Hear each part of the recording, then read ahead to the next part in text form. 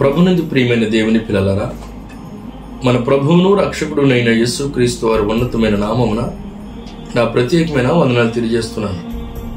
బాగున్నారు కదూ? మీరందరూ క్షేమంగా ఆరోగ్యముగా ఉండాలని దైవజనుడిగా నా అనుదిన ప్రార్థన. మంచిది. తండ్రి నన్ను వాడుకో అనే యూట్యూబ్ ఛానల్ ద్వారా ఈ రీతిగా మరొకసారి మిమ్మల్ని కలుసుకోవడానికి దేవుడిచ్చిన ఈ అవకాశాన్ని బట్టి ఆ పరలోకమందున్న ప్రభుకి కృతజ్ఞతాస్తుతులు చెల్లిస్తూ ఈరోజు చిన్న వాక్యం మనం విందాం.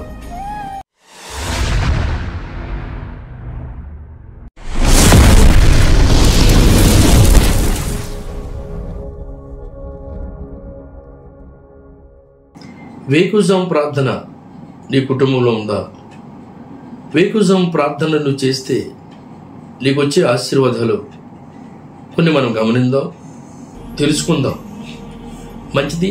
బైబిల్ గ్రంథంలో నుండి భక్తుడైన దావీదు మాట్లాడుతూ కీర్తన గ్రంథం 5వ కీర్తన 3వ వచనములో ఇలాగ రాయబడి ఉంది: యెహోవా, ఉదయమున నా కంఠస్వరము నీకు వినబడును, ఉదయమున నా ప్రార్థన నీ సన్నిధిని సిద్ధం చేసి ఉండును. అవును, ఈ ఆధునిక యుగంలో ప్రార్థన కరువైపోయింది. క్రైస్తవ సమాజంలో పేరుకు క్రైస్తవులుగా ఉంటున్నాం తప్ప క్రీస్తు చేసిన ప్రార్థన మన కుటుంబాలలో కానీ మన వ్యక్తిగత జీవితాల్లో కానీ లేదు. క్రైస్తవులుగా పిలువబడుచున్నాం కానీ ప్రార్థన లేదు. ప్రార్థన మానవ జీవితానికి ప్రాణం లాంటిది అన్నాడు భక్తుడు. దేహంలో ప్రాణం ఎంత అవసరమో క్రైస్తవ జీవితానికి కూడా ప్రార్థన అంత అవసరం. ఈ ప్రార్థన వేకుజామునే లేవాలి, లేచి ప్రార్థన చేయాలి. దిన ప్రారంభమే ప్రార్థనతో ఆరంభిస్తే ఆ రోజంతా ప్రభు కృపాక్షేమములతో నిన్ను నీ కుటుంబాన్ని నడిపిస్తారు. మంచిది. యేసుక్రీస్తు ప్రభు కూడా శరీరధరిగా ఈ లోకంలో జీవించిన కాలం అంతా కూడా తెల్లవారుజామున లేచి ప్రార్థన చేస్తూ ఉండేవారు. మార్కు సువార్త 1వ అధ్యాయం 35వ వచనములో చక్కని మాటలు మనం చూస్తున్నాం. లూకా సువార్త 5వ అధ్యాయము 16వ వచనంలో కూడా యేసుక్రీస్తు ఇంకను చాలా చీకటి ఉండగానే అరణ్యమునికి వెళ్ళి అక్కడ ప్రార్థన చేసును అని ఉంటుంది. ఇంకను తెల్లవారక మునిపే ఆయన ప్రార్థన చేస్తూ ఉన్నాడు అని వాక్యంలో మనం చూస్తున్నాం. 4 సువార్తల్లో మనం గమనించినప్పుడు యేసుక్రీస్తు ప్రభు పగలంతా ప్రజాసేవ, స్వస్థతలు, అద్భుతాలు చేస్తూ ఉండేవారు. రాత్రంతా కూడా ప్రార్థన చేస్తూ ఉండేవారు. సర్వలోకనాథుడైన యేసుక్రీస్తు ప్రభువుకే అంత ప్రార్థన అవసరత కలిగి ఉంటే నా జీవితంలో ఎంత ప్రార్థన ఉండాలి? ఇవాళ ప్రార్థన లేకే మన పరిస్థితులన్నీ తారుమారైపోతున్నాయి. ఏదో క్రైస్తవుడని చెప్పుకుని సన్నిధికి వెళ్తున్నాం తప్ప, పాటలు పాడుతున్నాం తప్ప ప్రార్థన లేదు నీ కుటుంబంలో, ప్రార్థన లేదు నీ వ్యక్తిగత జీవితంలో. ప్రార్థించడానికి మేలుకొలుపుగా 2-3 వాక్యాలు మనం గమనిద్దాం.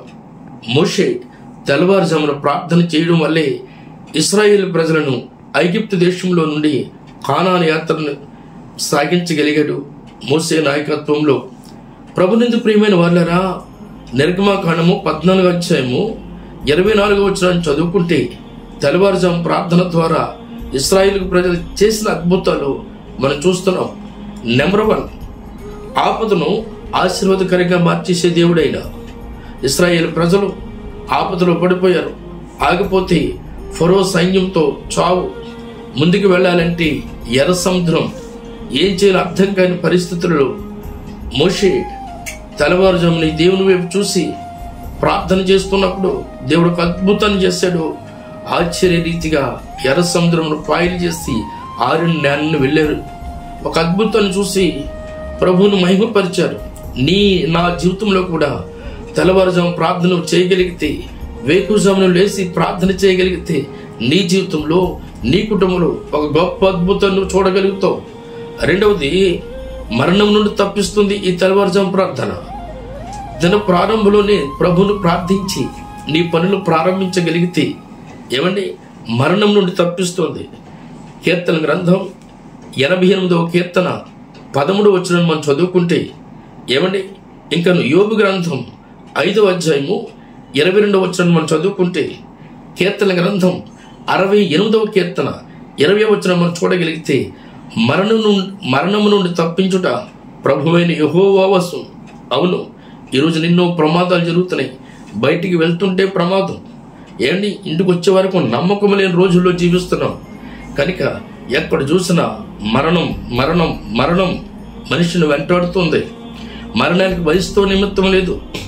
బైబిల్ గ్రంథంలో భార్య మరణం ఉంది, బైబిల్ గ్రంథంలో యవ్వన మరణం ఉంది, బైబిల్ గ్రంథంలో వృద్ధాప్య మరణం కూడా ఉంది.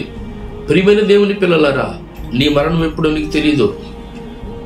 కాబట్టి వేకుజాముని దేవుని పాదాల మీద పడి, అయ్యా నాకు ఎదురవుతున్న ప్రతి సమస్య నుండి, నాకు ఎదురవుతున్న ప్రమాదం నుండి, మరణం నుండి తప్పించి మహాప్రభు అని ప్రార్థన చేయగలిగితే దేవుడు నీ మరణాన్ని ఆపి నీ మరణాన్ని ఆశీర్వాదకరంగా దీవునికరంగా మార్చడానికి దేవుడు ఇష్టపడుతున్నాడు. చెయ్యి వేకుజాము ప్రార్థన. యెహోషువ అంటాడు, నేనును నా ఇంటి వారిను యెహోవాని సేవిస్తాం. అవును, ఈ రోజున కుటుంబ ప్రార్థనలు లేవు. టీవీలు వచ్చిన తర్వాత, సెల్ ఫోన్లు వచ్చిన తర్వాత కుటుంబ ప్రార్థనలు కనుమరుగైపోయాయి. తెల్లవారుజాము ప్రార్థన ఆగిపోయింది. మూడవది యేసు నామమును ఉచ్చరించడం ద్వారా ఆశీర్వాదం వస్తుంది. యేసు నామమును పలుకుడు ద్వారా ఆశీర్వాదం కలుగుతుంది. అవును, సంఖ్యాకాండము 6వ అధ్యాయము 26వ వచనములో దేవుని నామాన్ని ఉచ్చరించడం ద్వారా నీకు ఆశీర్వాదం వస్తుందని, నీకు నీ కుటుంబానికి ఆశీర్వాదం కలగాలంటే దేవుని నామస్మరణ నీ నోట్లో ఉండాలి, దేవుని స్తుతి నీ ఇంట్లో ఉండాలి, దేవుని ప్రార్థన నీ కుటుంబంలో ఉండాలి. అప్పుడే నీ కుటుంబం ఆశీర్వదించబడుతుంది. ప్రియమైన దేవుని పిల్లలారా, సంఖ్యాకాండము 2వ అధ్యాయము 7వ వచనంలో కూడా మనం చదువుకుంటే, నిన్నే కాదు నీ చేతి పనులన్నింటినీ ఆశీర్వదిస్తాడు. నీ ఉద్యోగంలోనూ, నీ వ్యాపారంలోనూ, నీ కుటుంబ సంసార దాంపత్య జీవితంలో కూడా దేవుడు ఆశీర్వాదాన్ని కుమరిస్తాడు. అటువంటి ఆశీర్వాదం నీకు రావాలి అంటే వేకుజాము ప్రార్థన నీకు కావాలి. సిద్ధపడతావా? ఇప్పుడే మేలుకో. వేకుజాము ప్రార్థన చేయడానికి నీవు నీ కుటుంబం సిద్ధపడు. అటువంటి సిద్ధపాటు నీలో కలిగి ఉంటే ఆశీర్వాదం చూస్తావు.